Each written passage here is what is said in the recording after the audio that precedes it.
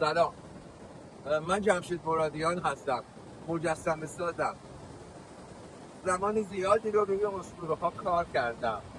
امروز دلم میخواد یکی از اسطوره‌های باشکوه و اه، گرانسنگ تاریخ اسطوره شناسی یونان و جهان رو براتون معرفی کنم. میخوام از ایلیاد و اودیسه براتون بگم. ایلیاد و اودیسه‌ای که هومر 7 قبل از میلاد تدوینشون کرده و امروزه این به دست ما رسیده. چند نکته در مورد ایلیاد و اودیسه رو واجب میدونم قبلا به عرضتون برسونم. اولا اینکه بدونید این دوتا کتاب در 24 سرود نگاشته شده، یعنی همسنگی ایلیاد و اودیسه رو ثابت میکنه. دوم اینکه اودیسه رو هم هومر نوشته. پاره شایعات بوده که نه، اودیسه به دست هومر نوشته نشده، ولی نه، از مقدار اسامی و مکانها، جریانهایی که در اودیسه صحبت میشه شما میتونید متوجه باشین که اینا از ایلیاد اومده. نتیجتا این دو کتاب توسط یه نفر نوشته شده. هر دو کتاب بسیار زن محور هستند و خانم ها در هم ایلیاد هم اودیسه نقش محوری دارن. ببینید، ایلیاد از جایی شروع میشه که زئوس تصمیم میگیره زیباترین الهه رو در آتن انتخاب بکنه و برای این کار قراره که یه سیب طلایی رو به دامن 3 الهه‌ای که معرفی شدن پرتاب بکنه. و خب زئوس از این قضیه میترسه که اگر یکی از این الهه ها انتخاب بشه، اون دوتای دیگه که الهه هم هستن زئوس رو آرام نخواهند گذاشت. نتیجتا میرن میگردن توی بیابونهای یونان، پسرک چوپانی رو پیدا میکنن و بهش میگن که تو بیا این سیب رو به دامن زیباترین الهه بنداز.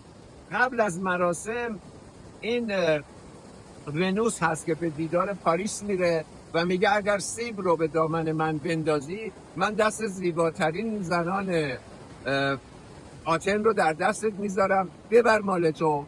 و قضیه همینجور اتفاق میفته. پاریس سیب رو به دامن ایشون میندازه و ایشون هم دست هلن رو تو دست پاریس میذاره، میگه ببر این مال تو. نتیجتا از اینجا بهانه جنگ تروی تراشیده میشه و دخیل بودن امر زنانه رو توش کاملا میتونین احساس بکنین.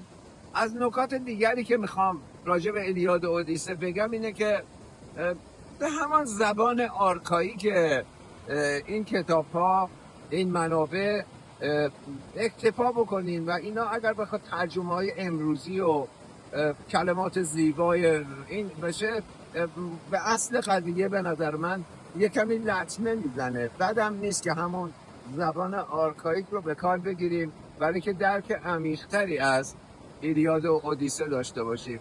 تو اودیسه هم اساساً شروع قضیه با خانم هاست. یعنی این آتنه دختر زئوس هست که در غیاب پوزیدون انجمنی از خدایان فراهم میکنه که در این انجمن بررسی بشه برگشت اولیس به سرزمینش. آتنه در تمام سفرها، در تمام این 24 سرود حضور فعال داره.